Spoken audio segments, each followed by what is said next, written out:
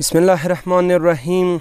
د کوچه رسالدار پېښور کوم بم بلاست و هغه تقریبا نن 9 ورځ دی. 9 ورځې په راشوي سبا به 10 ورځ وي. څه دي د مکې کې تقریبا 60-65 نه زیات کسان شهیدان شوي، خو هغو شهداو دپاره اوسه پورې کوم امدادي پیکیج اعلان دی هغه اوسه پورې نه وشو حکومت طرفه.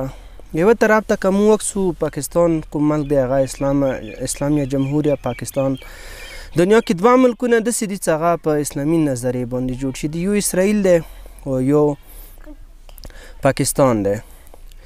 خو اسرائیلو کې که ته وګورې هلته یوه قسم ته یهود دي، هلته دا نشته د پلانه یهود د بستنه یهود. خو پاکستان کې مختلف قسم ته مسلمانان دي، د شیعه مسلمان، د سنی مسلمان، د دیوبند، د بریلوي، د پنجپیري.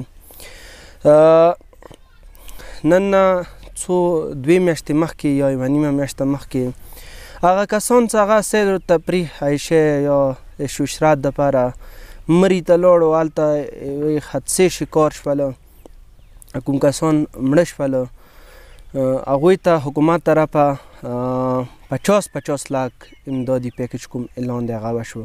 کوم غمزده کورونه و هغوی ته 50 لاک روپۍ ورکړلې.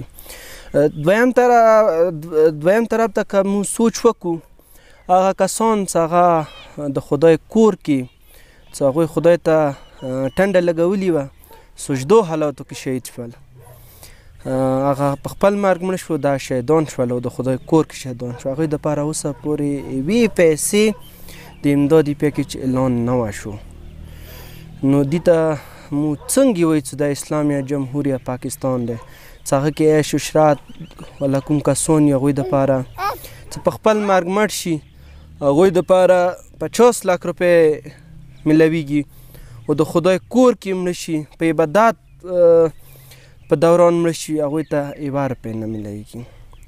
نو دا د مو علاقې خلکو سره او د کوم شهدا شوي کسان دي هغوی فیملي سره انتهایي غټ زیاتی دی، انتهایي غټ ظلم دی. حکومت ته پکار دی چې دغه باندې د غور وکړي او د کوم غمزده کورونه دي یا زخمیان دي دوی ته د پکار دی امدادي پیکیج اعلان وکړي.